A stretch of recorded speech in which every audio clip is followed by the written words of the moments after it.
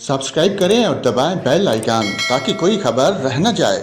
नाज़रीन, आपको बताएं, पंजाब में सर्दी की शिद्दत बरकरार रहने के सबब स्कूलों की छुट्टियों में तोसी का अमकान है। न्यूज़ वेबसाइट प्रो पाकिस्तानी के मुताबिक सर्दी की शिद्दत में कमी न आने पर स्कूल एजुकेशन डिपार्टमेंट की तरफ से छुट्टियों में एक हफ्ता तोसी करने पर गौर किया जा रहा है। पंजाब के स्कूलों को 18 दिसंबर को छुट्टियां की गई थीं और सबका ऐलान के मुताबिक स्कूल 1 जनवरी को खुलेंगे। ताहम गुज़श्ता दिनों सर्दी की शिद्दत बढ़ने की वजह से निगरान सूबाई हुकूमत की तरफ से छुट्टियां एक हफ्ता बढ़ाने पर गौर किया जा रहा है।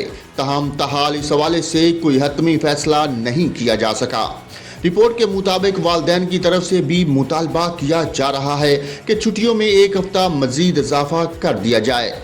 सूबे भर से वालिदैन की तरफ से ये शिकायत भी की जा रही है कि कुछ प्राइवेट स्कूलों की तरफ से पहले ही छुट्टियों का शेड्यूल अज खुद तब्दील कर दिया गया। वालिदैन का कहना है कि छुट्टियां 7 जनवरी तक बढ़ाई जाएं और प्राइवेट स्कूलों को भी छुट्टियों का पाबंद बनाया जाए।